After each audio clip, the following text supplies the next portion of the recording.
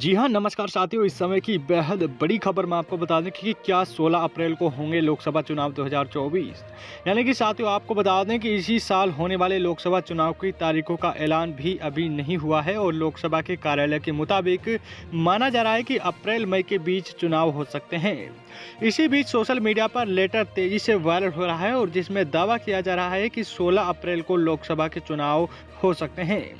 वहीं पर आपको बता दें कि अब दिल्ली के चीफ इलेक्शन ऑफिसर ने सोशल मीडिया पर वायरल हो रहे इन दावों की सच्चाई बताई है और वहीं पर दिल्ली के चीफ इलेक्शन ऑफिसर ने सोशल मीडिया पर चल रही इन अटकलों और दावों को कह सकते हैं कि दावों को सिर से खारिज कर दिया है।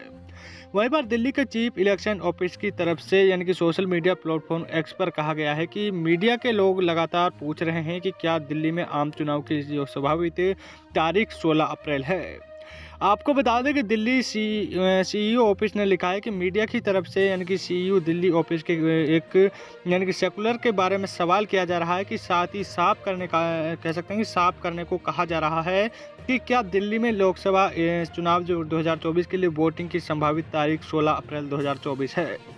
इसीलिए साफ किया जाता है कि तारीखों का जिक्र सिर्फ अधिकारियों के लिए चुनाव आयोग की यानी कि चुनाव योजना के मुताबिक एक्शन प्लान बनाने के लिए किया गया है। और वहीं पर आपको बता दें कि जो सोशल मीडिया पर वायरल हो रहे लेटर में कहा गया है कि भारतीय चुनाव आयोग ने संदर्भ के उद्देश्य और चुनाव योजना में प्रारंभ और समाप्ति तिथि की गणना के लिए स्थायी रूप से यानी कि मतदान दिवस 16 अप्रैल 2024 दिया था।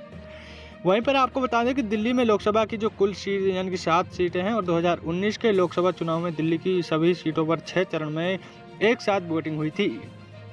जहां पर 12 मई 2019 को वोटिंग हुई और पिछले लोकसभा चुनाव कुल 7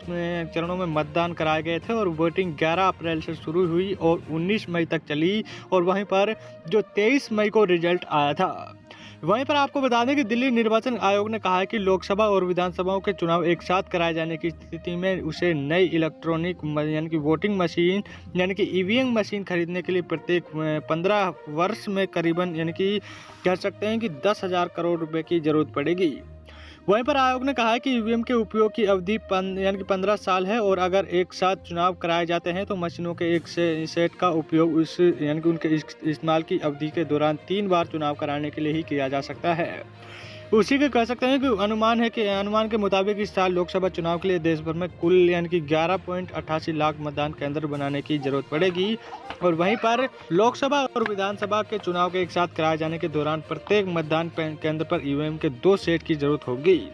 यानी कि एक ईवीएम लोकसभा सीट के लिए और दूसरी विधानसभा सीट के लिए है। और वहीं पर पीएम मोदी के नेतृत्व में बीजेपी लगातार तीसरी बार लोकसभा चुनाव जीतने की उम्मीद कर रही है। वहीं पर बीजेपी के कई नेताओं और कह सकते हैं कि इस बार 400 के पार दाव कर रहे हैं और वहीं मुख्य विपक्षी जो पार्टी कांग्रेस भी खुद को यानी कि डिवाइन करने में लगी हुई है। कह सकते हैं कि राहुल गांधी इन दिनों भारत जोड़ो न्याय यात्रा पर निकले हैं और बीजेपी को हराने के लिए कांग्रेस समेत 28 विपक्षी दलों और इंडिया यानी कि IND अलायंस भी बना लिया है। वहीं पर गठबंधन के घटक दलों को फिलहाल सीट शेयरिंग को लेकर बातचीत चल रही है।